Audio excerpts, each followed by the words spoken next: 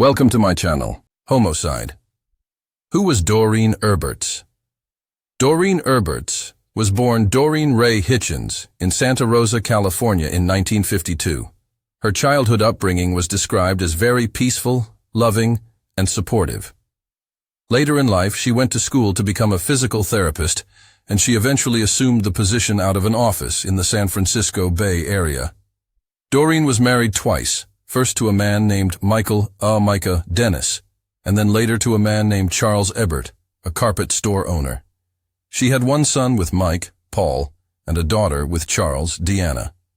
She was 8 months pregnant with her second child to Ebert the day she was murdered, and tragically, Deanna witnessed the murder.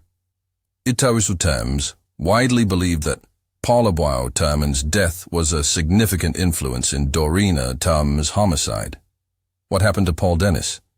Paul Dennis was born April 17, 1976, in Santa Clara County to Doreen and Michael Dennis. Paul was the only child born of the two, and Michael was the only child. Paul lived with both of his parents until he was about a year old and his parents divorced. Just about 3 years following his parents' divorce did a tragic accident occur. At the age of 4, Paul climbed a fence and fell into the backyard pool. Unable to swim, he drowned to death before Doreen was able to save him. She rushed him to the hospital, but it was too late.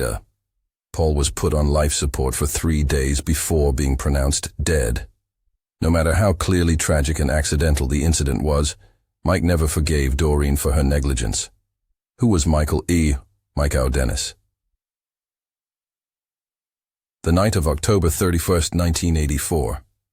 On Halloween in 1984, Doreen was 8 months pregnant, and Deanna wanted to go trick-or-treating. The two went trick-or-treating and returned home. Charles left the house for about 15 minutes to go to the liquor store and buy more candy for trick-or-treaters. There was a knock on the door at around 9 p.m. Doreen answered the door to a man wearing a wolf mask wielding a machete. He muttered, "Ow, wow, Tom, going to kill you. Ow, wow." Panicking, Doreen instructed her 4-year-old daughter, Deanna, who was in the room with her, to hide behind the couch. In later interviews, Deanna said it was a night she will never forget. The man in the wolf costume proceeded to brutally murder her with his 18-inch machete. In front of 4-year-old Deanna, the man sliced Doreen Herberts' head, body, and unborn son.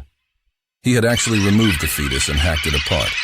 Charles later remarked that there was so much blood he had actually slipped on it on his way in. He took his wife and their unborn baby to the hospital, but it was too late. Doreen and the baby died on the way there. Deanna witnessed the murder. The evidence against Mike. The loss of his only son likely hit him harder, on a deeper level, than it would have for other parents. Dennis filed a wrongful death lawsuit against the Herberts in March 1982, but the ruling was in favor of the Herberts, and he had lost his job at Lockheed. When the police arrived, they discovered blood coating the entire floor and significant parts of the wall, furniture, and even parts of the ceiling. Charles was there, weeping hysterically, covered in blood. Deanna was hiding in the room. At first, police looked to Charles as a person of interest, but then realized the wolf mask that had been left by the front door. There was a trail of blood leading from the Herberts' house to further down the block. Blood samples were taken, and information regarding their previous difficulties with Mike was also documented. They promptly interviewed Mike, who didn't answer right away, despite the police noting the lights that were on and hearing running water inside the house. When he answered the door, there were a few dead giveaways that connected Mike to the murders. The bandage covering a wound on his hand, to which Mike explained he sustained from playing with a knife. Blood around his house. A bloody gauze and clothing that was also stained with his blood. Blood on the steering wheel in his car and on the shifter. He was immediately arrested for murder. After his arrest, police continued to search his home to find the receipt for the 18-inch machete, 2 handmade coffins, and body bags. Police suspect he had intended to kill Charles as well, although Charles wasn't home when he arrived. Despite all of that, he was released for Lack of evidence. He was arrested again not even a week later when his blood type matched the blood samples collected at the scene. A woman from a Halloween party that Mike had attended a year ago said she recognized the wolf mask that had been found at the scene as the same wolf mask he had worn at a Halloween party he attended the year before. There really wasn't much else to discuss.